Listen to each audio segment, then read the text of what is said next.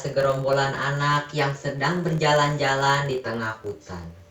Anak-anak tersebut adalah Farel, Farhan, dan Yuli.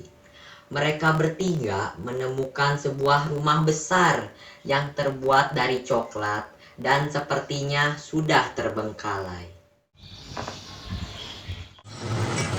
Apa ini? Sangat lengket.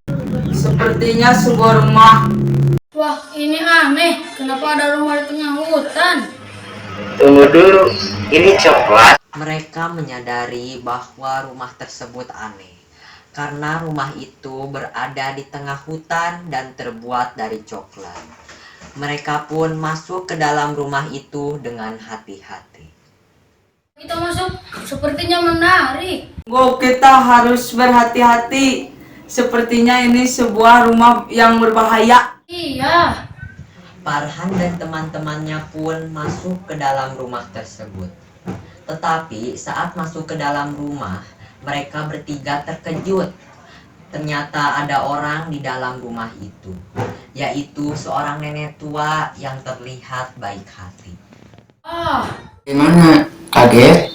Iya, Nek. Jantungku hampir copot. Makanya kalau mau masuk ketok dulu. Iya, Nek. Maaf. Aku nggak tahu kalau ada orang di dalam karena rumah ini terlihat terbengkalai. Ya, tidak apa-apa. Memang rumah ini sudah tua, makanya kelihatan terbengkalai. Rumah ini juga jarang dibersihkan. Oh ya, silahkan masuk. Saat masuk ke dalam rumah, mereka bertiga dibuat takjub oleh berbagai hidangan coklat yang ada.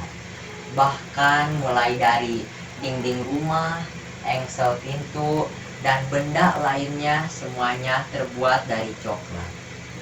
Farhan yang sangat menyukai coklat amat senang menemukan rumah yang terbuat dari serba coklat ini. Farhan, kamu lagi apa? Kenapa sepertinya kamu lagi memakan sesuatu? Tidak, aku hanya lagi mencicipi coklat yang ada di sini. Sepertinya enak-enak. Kita belum tahu coklat itu bisa dimakan atau tidak. Tenang saja, coklat yang ada di sini semuanya bisa dimakan. Ngomong-ngomong, kenapa semua benda ini terbuat dari coklat? Nenek suka coklat, oleh karena itu semua benda yang ada di rumah ini terbuat dari coklat. Oh, begitu, Nek. Iya, Nenek tersebut mempersilahkan mereka untuk memakan coklat apapun yang mereka mau sepuasnya. Farhan dengan lahap memakan semua coklat yang dihidangkan dengan rakus. Sedangkan Farel tidak suka coklat dan Yuli hanya memakan sedikit saja. kan dimakan coklat yang ada ya. Kalian boleh makan coklat apapun sepuasnya. Iya, Nek. Nenek tersebut memaksa Farel dan Yuli agar menyantap coklat lebih banyak lagi. Farel jadi menyadari ada yang tidak beres dengan ini. Maaf, Nek.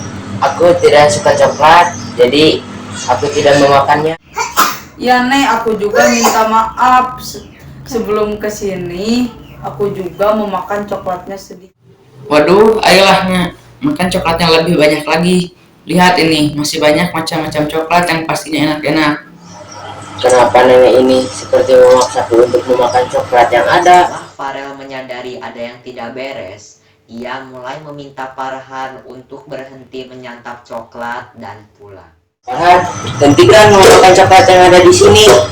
Emang kenapa?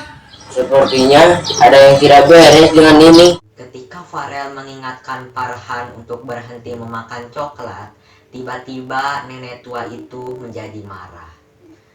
Yuli yang menyadari bahwa ini sudah tidak benar, memaksa Farel dan Farhan untuk segera keluar rumah. Hei, kenapa memaksa Farhan untuk menghentikan makan coklatnya? Sepertinya ini sudah tidak benar. Farhan, ayo keluar dari rumah ini. Farhan kekenyangan.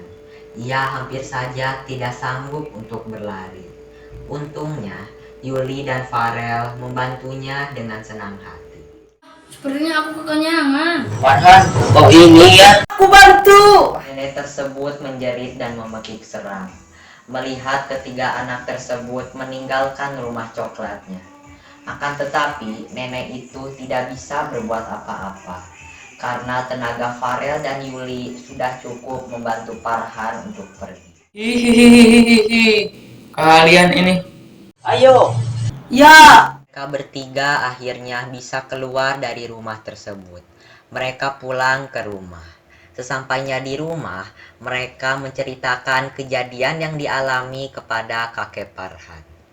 Kakek Farhan mengatakan bahwa sebenarnya itu adalah jebakan dari penyihir, agar anak-anak tadi bisa menjadi santapan makan malamnya.